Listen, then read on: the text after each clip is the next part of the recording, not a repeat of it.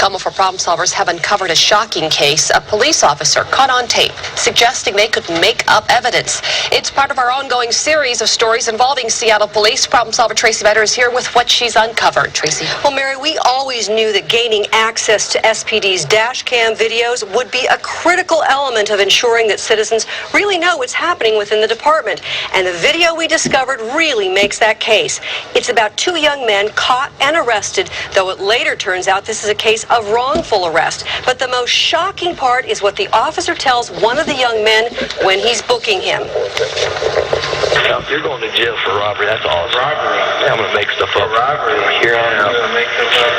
Listen again. I'm going to make stuff up. That's just one of the surprising things we discovered when we started looking into this case. We talked to the young men who filed a complaint with the department as well as SPD to get their take on what happened here. Now, I'll have the rest of their story coming up tonight on Come 4 News at 11. Mary? It's shocking. Thank you very much, Tracy. Witness now contradicting the police version of yesterday's confrontation in a Catholic school parking lot that ended with the death of 54-year-old Patricia Cook. Peggy Fox is in Culpeper with the latest on this investigation.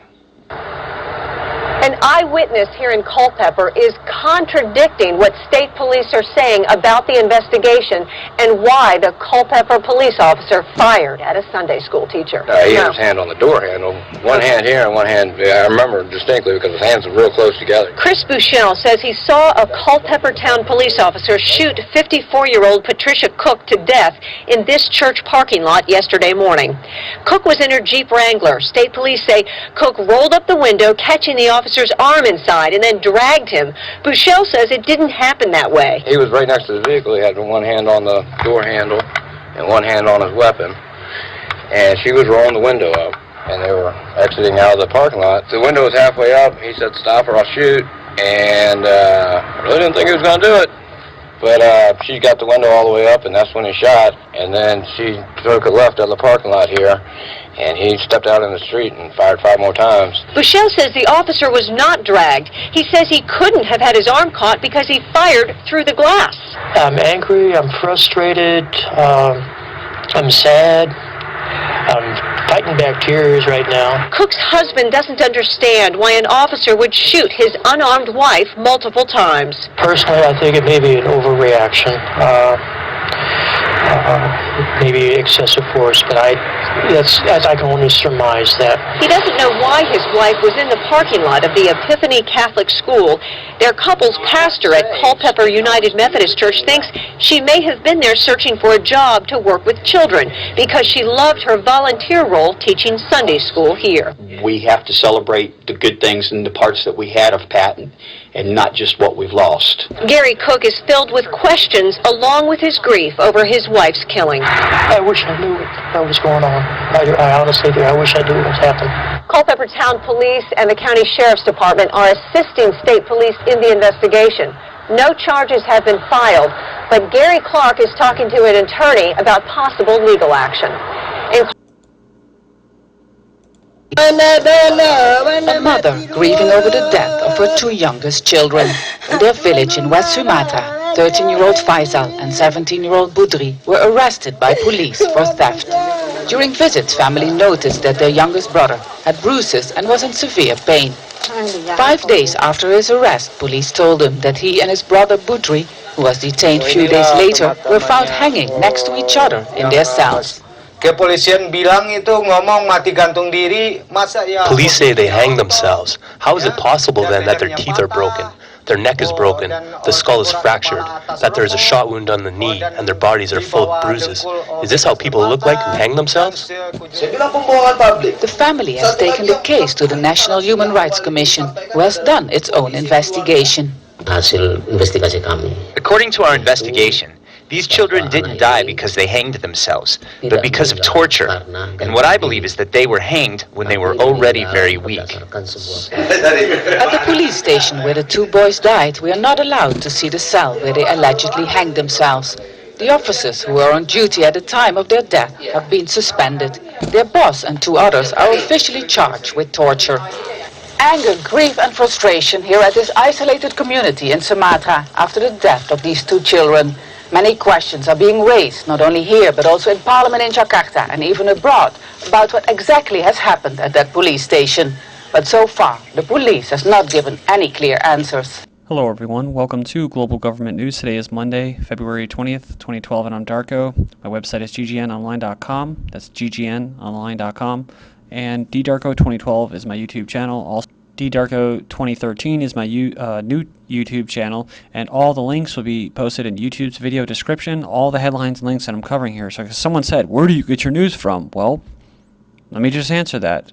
Just look in YouTube's video description, like I've said about a million freaking times. And what? You can go in there and you can see all the headlines and links that I spend all the time putting in there, and that's where I get it, from mainstream and alternative news. Hopefully that answers that person's question. U.S. double standards indirectly arming Syrian rebels. So I was going to play this just for time's sake. I want to make sure I get the pigs in there doing what they do best, is brutalizing innocent people. So just go in there and check this out. The link will be posted. It is from RT, Mainstream News. So moving on here, I have a lot of interesting news in this video, so I'm going to move fast. Syria seizes Israeli weapons. The Syrian security forces have seized Israeli weapons from armed groups responsible for the killing of hundreds of people across the country. That's right, these are weapons used by the armed opposition to kill the sons of Syrian nation. Libya's new rulers offer weapons to Syria rebels. Remember Al-Qaeda, Al-Qaeda basically saying what? Oh, we got to go and help our brothers down in Syria, right? And so here, the rebels held secret talks with Libya's new, basically, puppet regime that's held up by the West. But don't worry, the real Libyan people are fighting to get their sovereignty back right now. U.S. arms being smuggled to Syria as special forces direct rebel attacks. So U.S. arms being smuggled to Syria as special forces direct rebel attacks. I tried looking for the article about Saudi Arabia actually supplying, and then the U.S. supplying Saudi Arabia. So I try to make that link, but just for time's sake, I'm going to keep moving here. Go in there and check that out. So the U.S. is bringing in weapons. Israel's bringing in weapons. Libya's bringing in weapons.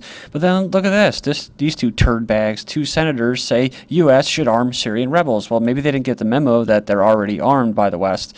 Moving on here, Red Cross tries to broker Syria ceasefire. So the Red Cross, known for stealing and defrauding millions of people and millions of dollars based off usually false flag or weather modification, weather weapons type incidences or catastrophes, right? They go in there and they exploit people's emotions and make a bunch of money, and then when they ask where the money went, well, it didn't actually go to the people like in Haiti and in Japan and whatnot, but they're going to stick their noses into a sovereign country like Syria and say, hey, you need to cease fire. So it's just getting really pathetic and sick in my mind.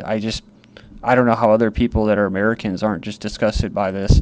Israeli spy admits anti-Syria plot. Syrian security forces have arrested an Israeli spy that has confessed to plots hatched by the Tel Aviv regime against the country's Syrian media reports. Next up, British troops support Syrian armed groups in Hamas. Remember, SAS was actually on the ground in Libya, and so yeah, now you have them in Syria as well. So it's very grassroots, very from the bottom up, not from the top down or anything like that. So British troops are supporting Syrian armed groups in Homs, and the rebels or terrorists in Syria are taking up a position as they fight with government forces. There's a picture right there. Moving on here, U.S. closely watching Syrian chemical weapons, right, like Iraq and that.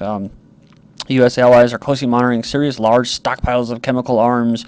Let's not pay attention to Israel, the United States, or any other country for that matter. Let's just look at the country where we want to exploit and have a regime change.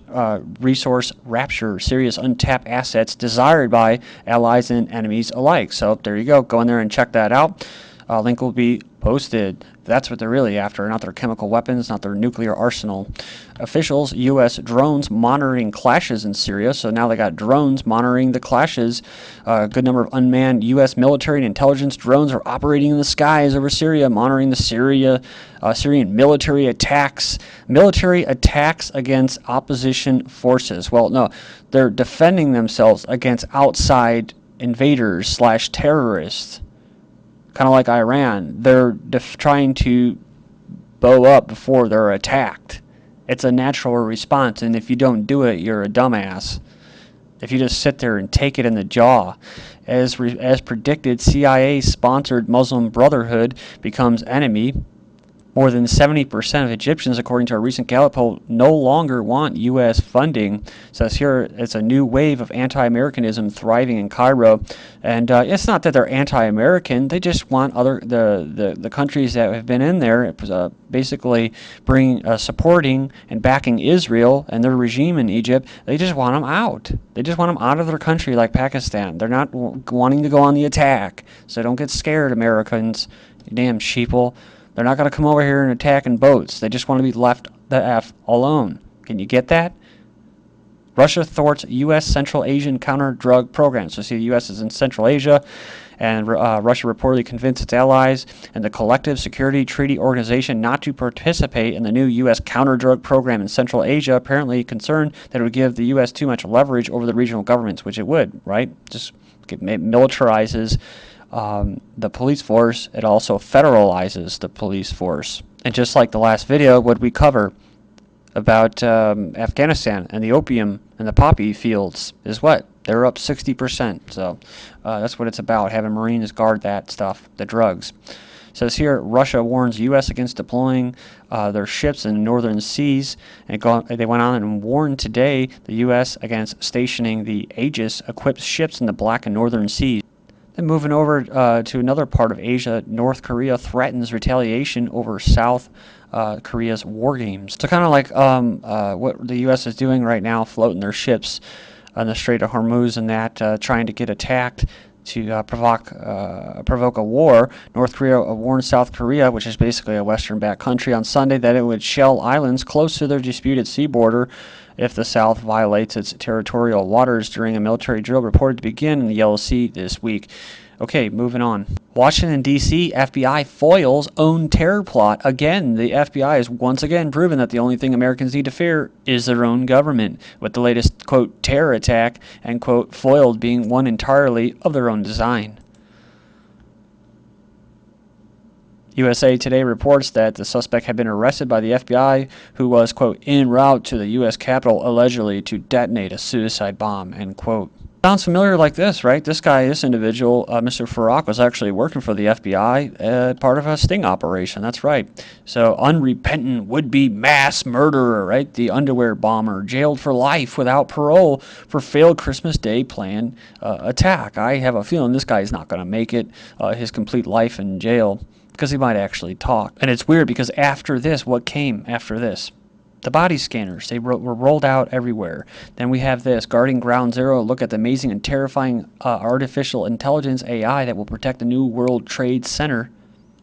It'll keep you safe from the terrorists and other criminals. And speaking of TSA and body scanners, TSA says woman has cute figure, asks for 3 body scans. Talking about getting fired for allegedly doing a, quote, peep show, end quote, naked body scans of women who agents think are attractive. So as senators, sellouts, ramp up fear-mongering to try to rush through the cybersecurity bill to keep you safe from the terrorists and yourself, a kill switch, which I believe wasn't included in the recent bill. Either way, FBI could shut off internet for thousands on March 8 to eradicate a virus. Federal biometric ID program, Secure Communities, expands to its 27th state. A FOIA request brought about what? Information that said that these communities, these secure community programs, are to include even law-abiding American citizens. Well, what kind of communities? Well, communities against terrorism, run by the Bureau of Blind Justice. Next up, we have Google turns iPhones into spy phones. They've been spying on millions of iPhone users around the world, according to a leading newspaper. Then Twitter vows privacy changes after iPhone data emission. It says they uploaded entire address books from iPhone users and store them on its computers for up to 18 months. Britain, details of every phone call, text message, email, and websites visited will be stored in a vast corporate database for the government to access. DARPA wants to give soldier robots surrogates and basically Avatar style. Then we have this, more than human, the ethics of biologically enhancing soldiers. Talking about super soldiers, basically, MK Ultra and all that. And these people already exist. And, it's kind of a sad life, actually, what they have. Totally used and manipulated. Smart meters being funded by the U.S. military. Feds for purposely keeping U.S. borders wide open, experts say. Should police and coast guards use laser dazzlers which are normally used at military checkpoints that temporarily cause blindness. South Carolina has round-the-clock checkpoints, silencers, face masks, snipers, and aerial surveillance for the Chicago G8.